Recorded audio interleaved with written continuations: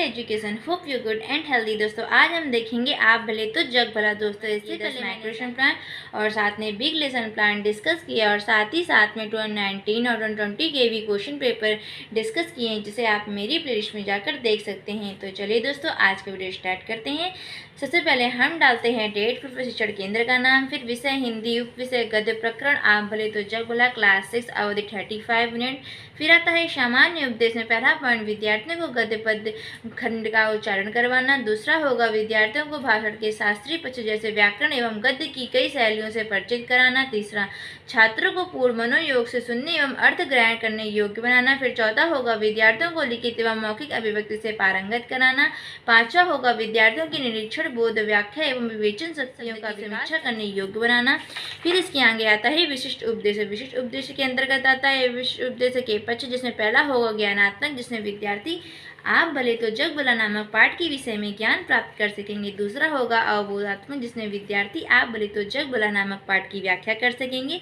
तीसरा होगा अनुप्रयोगात्मक, जिसमें विद्यार्थी आप भले तो जग भला नामक पाठ की पुष्टि कर सकेंगे। चौथा होगा कौशलात्मक, जिसमें विद्यार्थी आप भले तो जग भला नामक पाठ का शुद्ध चित्रण व अंकन कर सकेंगे। पांचवा होगा रुचियात्मक, जिसमें विद्यार्थी आप भले तो जग भला नामक पाठ के अध्ययन में रुचि लेंगे। फिर छठा होगा अभिवृत्तियात्मक, जिसमें विद्यार्थी आप भले तो जग भला पाठ के महत्व का अध्ययन करेंगे।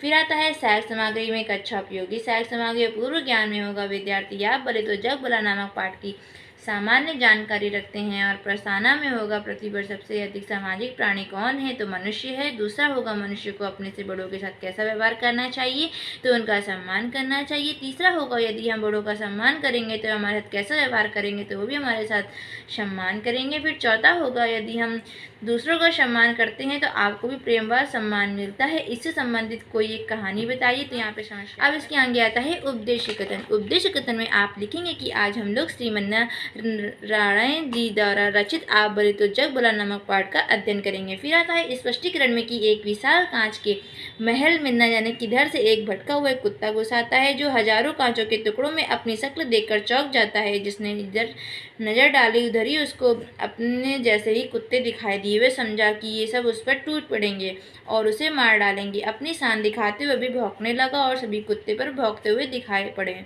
उसकी आवाज़ ही प्रतिध्वनि के उसके कानों में जोर जोर से आने लगी। उसका दिल धड़कने लगा। आदर्श वाचन में होगा छात्र अध्यापिका प्रस्तुत गद्यांश का ससर वाचन करेंगी। अनुकरण वाचन में होगा छात्र अध्यापिका विद्यार्थियों से अनुकरण वाचन करवाएंगी।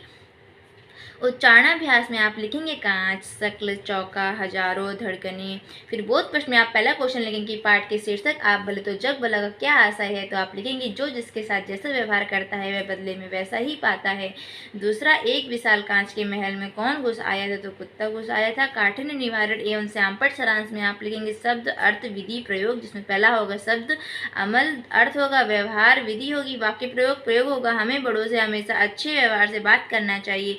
फिर दूसरा होगा विशाल, बड़ा, विलोम, तुच्छ, मिसाल, नमूना, पर्यायवाची, नजीर, दृष्टांत। फिर आता है निरीक्षण कार्य में कि छात्र अध्यापिका श्याम पट पर लिखे कार्यों को विद्यार्थियों में उत्तर पुस्तिका में उतारने को कहेंगी और स्वयं पूरी कक्षा में गुनगुन। फिर इसके आगे आता है द्वितीय अवंती, जिसमें आप लिखेंगे प्रस्तुतिकरण में कि वह जोर से भौंका, सब कुत्ते भी अधिक जोर से भौंकते हुए दिखाई दिए। आखिर वह उन कुत्तों पर झपटा, वे भी उन पर झपटते। बेचारा जोर जोर से उछला कूदा, भौंका, चिल्लाया, अंत में गस खाकर गिर पड़ा। कुछ देर बाद में उसी महल में दूसरा कुत्ता आता है, जो उसी महल के हजारों कुत्ते उसको दिखाई देते हैं और वह प्यार से अपनी दुम हिलाता है, तो सभी कुत्ते भी उसको दुम हिलाते हुए दिखाई देते हैं। वह खूब हंसा और कुत्तों को अपनी ओर पूंछ हिलाते हुए बढ़ा। सभी कुत्ते उसकी ओर दुम हिलाते हुए अपनी प्रसन्नता से उछला कूदा और अपनी ही छाया से खेला। आदर्श वाचन में होगा छात्र अध्यापिका प्रस्तुत गद्य का ससर वाचन करेंगी।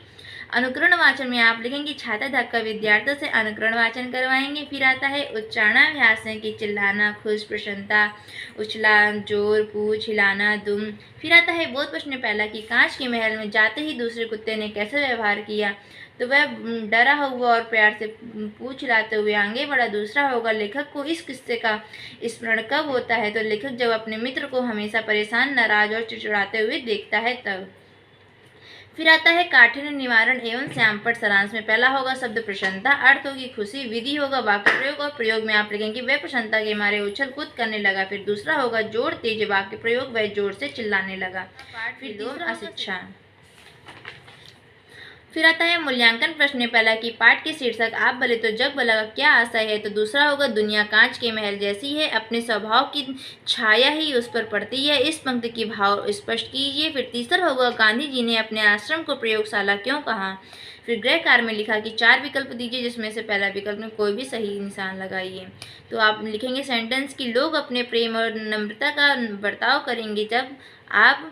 पहला होगा हमेशा लोगों को एवं की ओर देखेंगे, दूसरा लोगों को अपना शत्रु समझेंगे, तीसरा लोगों की ओर गुस्से से दौड़ेंगे, चौथा लोगों के दोस्त न देखकर उनके गुणों की ओर ध्यान देंगे।